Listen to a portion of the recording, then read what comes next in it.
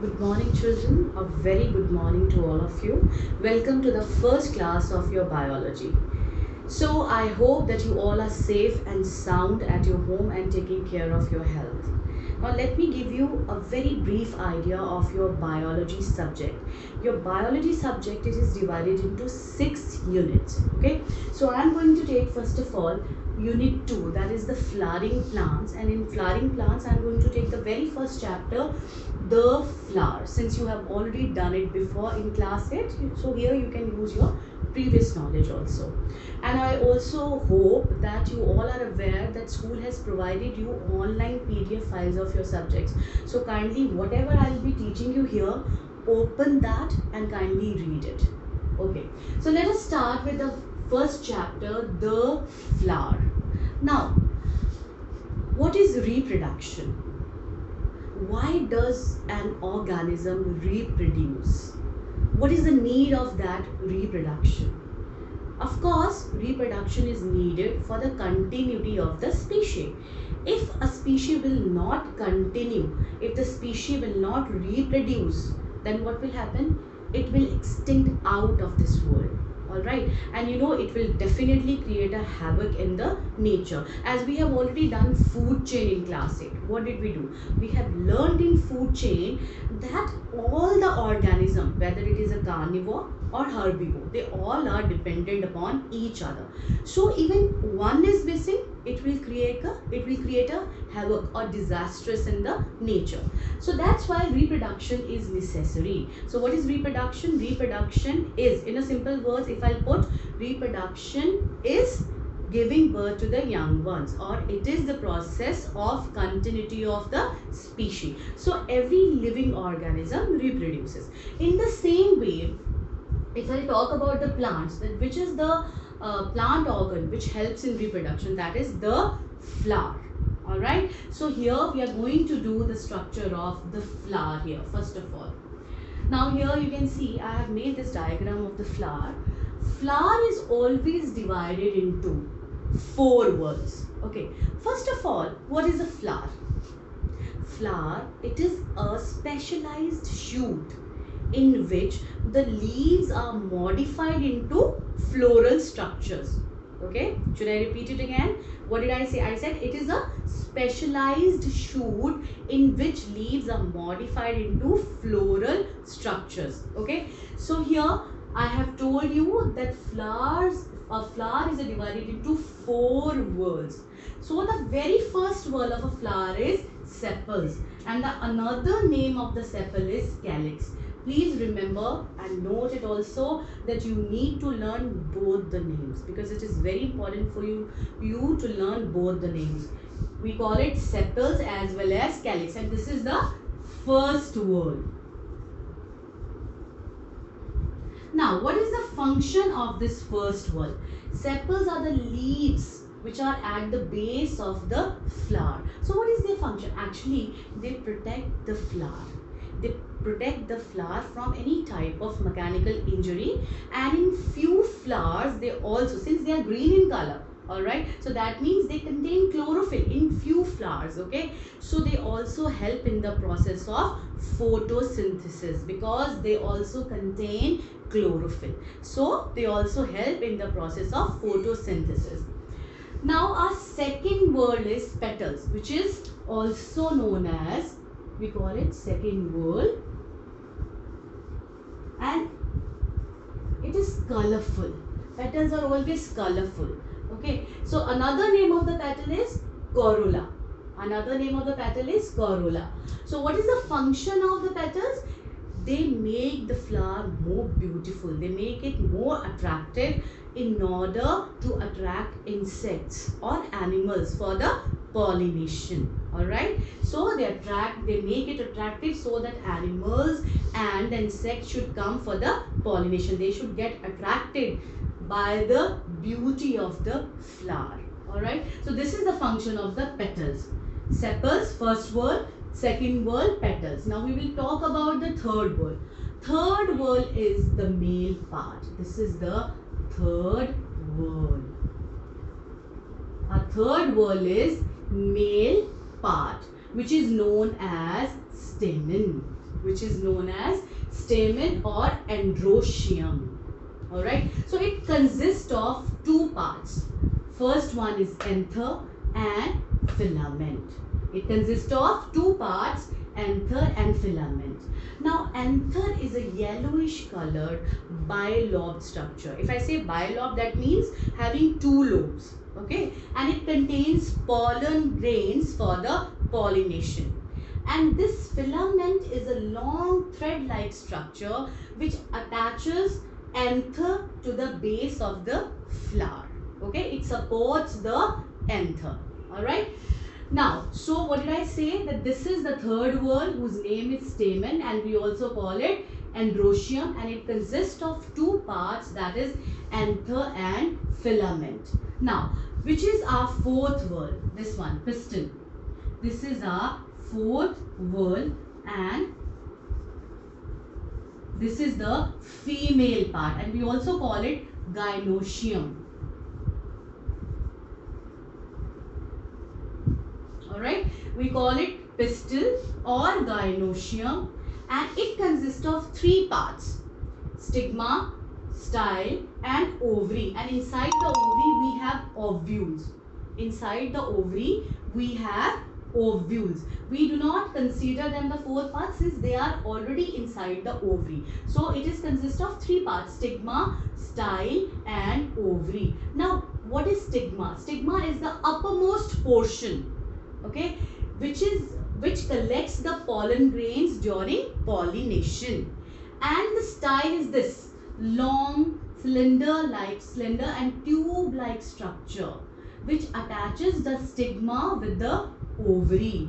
All right, and the basal structure, the structure which is at the base, is known as ovary. It consists of ovule, and this is the structure where the reproduction happens and where the seed formation also happens. All right, so this is the structure of the female part. So I'm just going to repeat this thing again. All right, let us start with the fourth whorl. I have told you that a flower consists of four whorls. The first whorl is sepals, which is green in color. And what is the function of sepal? That sometimes it helps in the process of photosynthesis and also supports the petals, and also it protects the petals from any type of mechanical injury. Second whorl is petals, which is also known as corolla, and the function of petal is that it makes the plant colorful or beautiful so that it should be attractive by the animals and the insect for the further pollination. And also the another function of petal is that it saves the reproductive parts of a flower. All right, now third whorl is this one, male part. Our third whorl is male part, which is also known as stamen or androecium. Okay, and it consists of anther and filament. And our fourth part is, a fourth whorl is gynoecium or pistil, which is a female part, and it consists of three parts: stigma, style, ovary. Okay, and inside ovary they have the ovules. Now we have two type of flowers. One is complete flower, another one is incomplete flower. Before I will go further, kindly see this diagram again. Okay, I'm just giving you 30 seconds to watch this diagram nicely.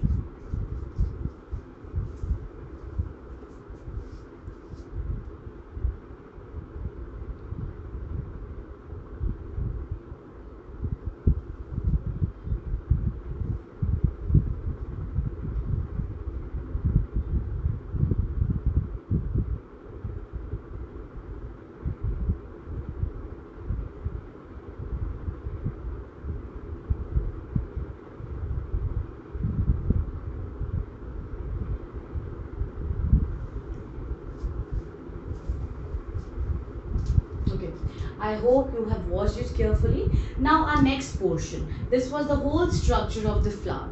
And further, when we will move with the chapter, I will explain it more. But right now, you just need to know that these are the parts and their functions. Alright. And I request you to make this diagram in your copy. And please learn all the parts and learn all the second name of all the parts. This is very, very important. Now, another thing, we have two type of flowers. We have complete flower, we have incomplete flower. Let me write here, complete and incomplete flower.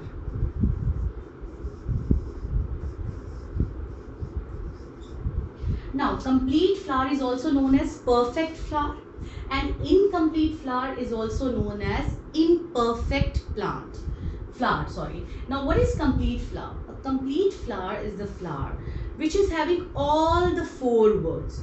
If I say all the four words, what do I mean to say? That means it is having sepals, it is having petals, it is having a female part, it is having male part also. All the four words it is having. And the incomplete flower is the one which is not having even one or two of these parts. Maybe female part is missing, or maybe male part is missing, or any one or any two part out of these four words. Any like one or two words are missing. So that flower is incomplete or imperfect flower. All right. Now, so what is another name for the complete flower, incomplete flower? This is also known as perfect flower, and this is also known as incomplete flower. All right. So another one is essential and non-essential parts. Now, what are the essential parts? Essential and non-essential parts. Now, what are the essential parts?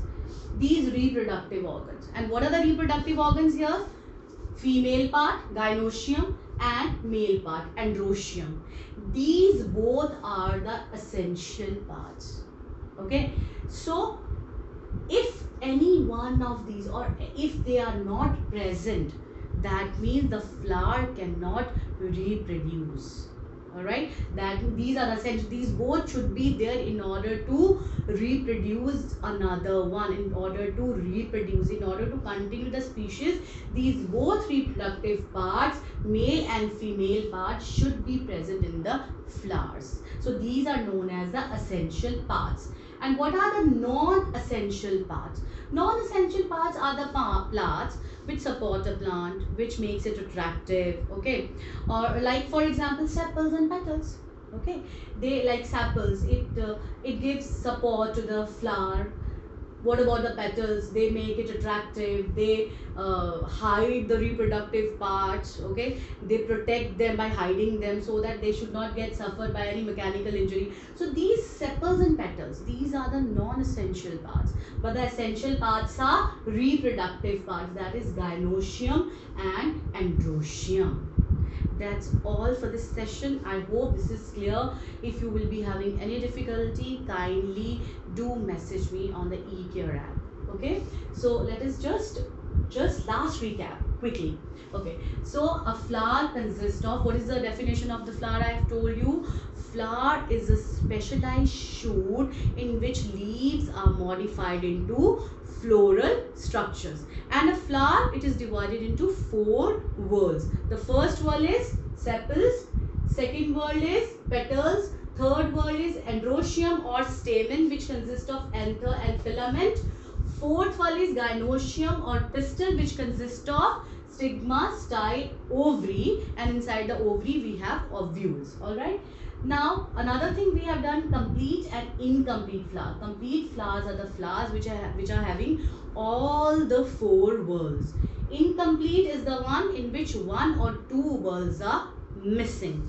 And another thing that we have done, essential parts of a flower. So what are the essential parts of the flower? Reproductive parts are the essential parts. For example, gynoecium and androecium. Alright. And non-essential are the ones which are not reproductive parts, like sepals and petals. That's all for today. Thank you very much.